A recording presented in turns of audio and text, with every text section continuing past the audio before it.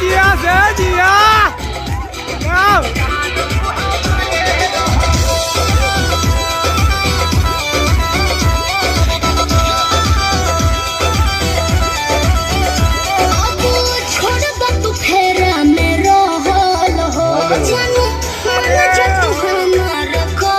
अरे कैसे लड़का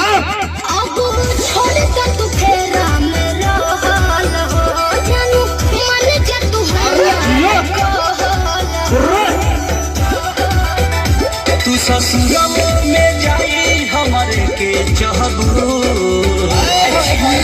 कि भले बन जाबू केहू के में हो तू हमारे रहबू कि भले बन जाबू केहू के में हो जान तू हमारे रहबू का बुझलू बुझाता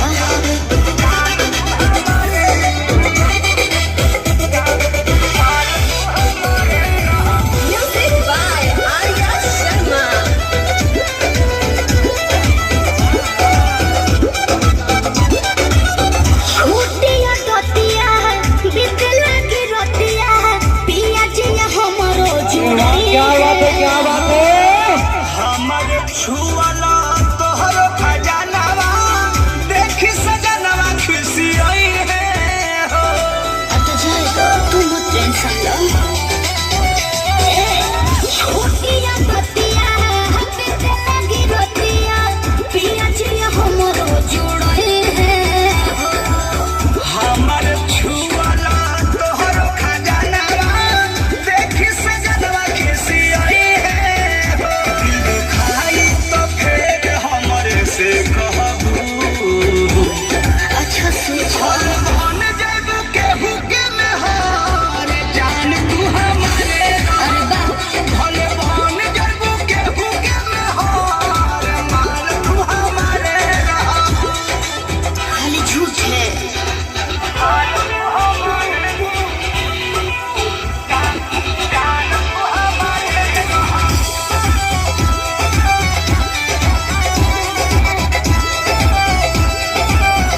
लपका के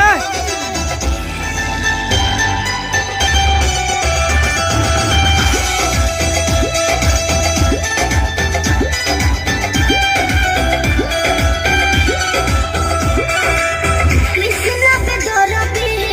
और मोथा जानू तू ही बसेला मोरा सीनावा में रतिया तो कट जाई सूती बैठ के पर याद आईबू तू दिनवा में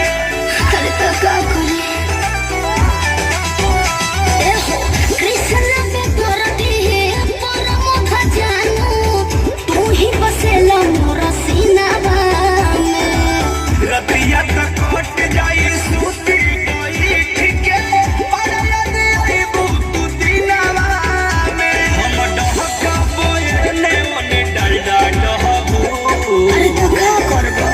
भले बन जाबू केहू के में हार मार तू हमारे रहबू कि भले बन जाबू केहू के में हार जान तू हमारे रहबू बुझल